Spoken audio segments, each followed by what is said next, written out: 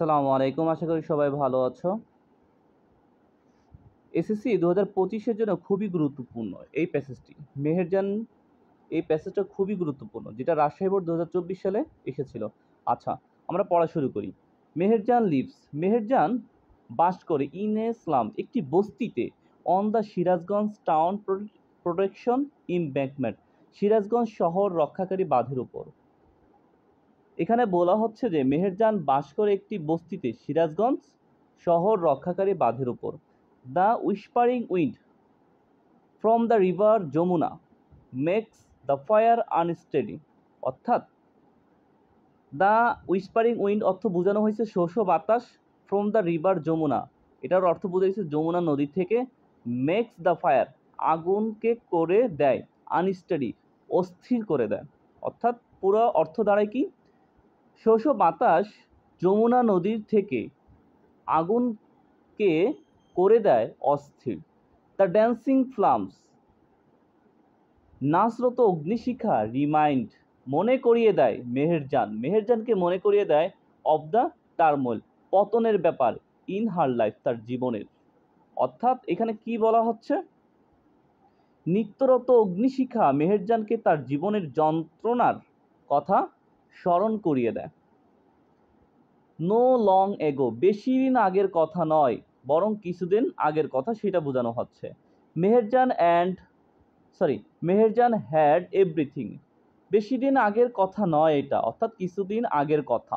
মেহেরজানের সব কিছুই ছিল। এ ফ্যামিলি, একটা পরিবার ছিল, হ্যাঁ। অ্যারাবল ল্যান্ড, চাষযোগ্য জমি ছিল। অ্যান্ড ক্যাটেল, হ্যাঁ, ক্যাটেল এবং গবাদি পশুও ছিল। The erosion of the Yamuna নদী ভাঙন, গ্রাজুয়ালি অর্থাৎ ধীরে ধীরে, কনজিউমড গ্রাস করলো, অল হার ল্যান্ড প্রপার্টি তার সব ভূ সম্পত্তিকে। এখানে বলা হচ্ছে একদিন, মানে সব কিছু মেহেরজানের ছিল, এটা বেশি দিন আগের কথা না, অর্থাৎ কিছুদিন আগের কথা। মেহেরজানের সব কিছু ছিল, যেমন একটা পরিবার ছিল, চাষযোগ্য জমি ছিল, গবাদি পশু ছিল, যেটা যমুনা নদীর ভাঙনে আস্তে আস্তে কি গ্রাস করে নিল তার সকল কি সম্পত্তি। হ্যাঁ, মানে যে মাটি যা ছিল, অর্থাৎ ভূ সম্পত্তি, তার জমি যা ছিল সবই কি নদীতে বিলীন হয়ে গেছে। ইট ফাইনালি, ইহা চূড়ান্তভাবে, হ্যাঁ, ক্লাইম দাবি করেছিল, অর্থাৎ চেয়েছিল, হার only shelter during the last monsoon. অর্থাৎ এইখানের অর্থ অনুসারে তুমি অর্থ করলে তা মিলবে না, এটাকে একটু নিজের মতো সাজায় বলতে হবে। দেখো, এটি সর্বশেষ, হ্যাঁ, তার একমাত্র আশ্রয়স্থলটিকেও গ্রাস করে নেয়। অর্থাৎ বলা হচ্ছে তার সর্বশেষ যে জমিটুকু ছিল তাও নদী কি গ্রাস করে নিয়ে গেছে। তারপর বলছে, দেখো,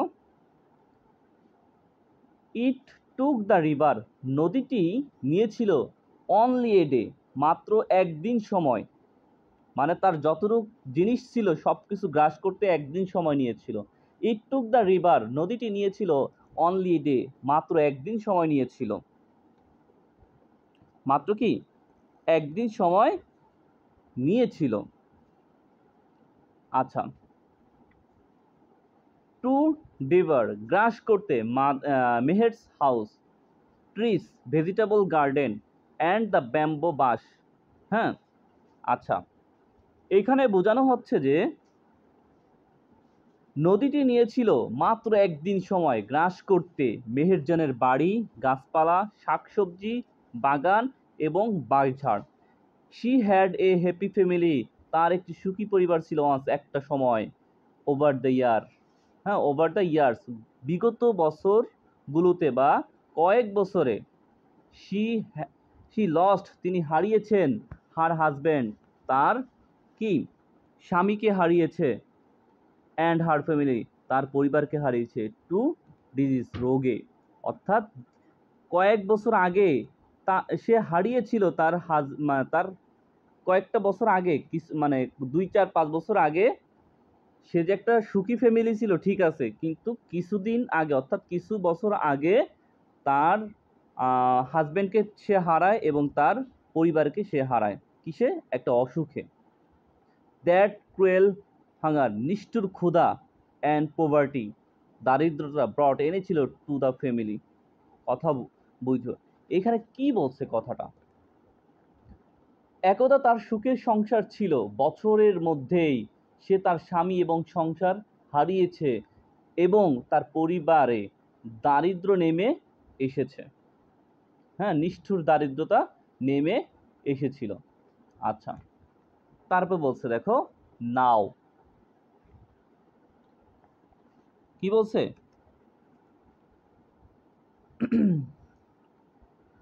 now she is only one left, শুধুমাত্র তিনিই অবশিষ্ট থাকা একজন ব্যক্তি টু লিভ, বেঁচে আছে।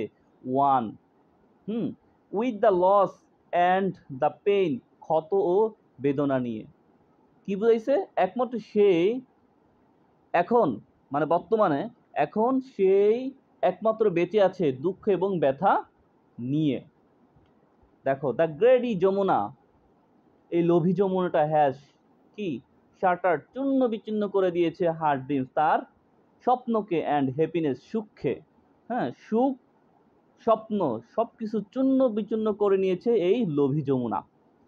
দেয়ার আর থাউজেন্ড, হাজারো, দেখো হাজারো মানুষ, আদার্স, অন্যান্য, ওয়েটিং, অপেক্ষমান, টু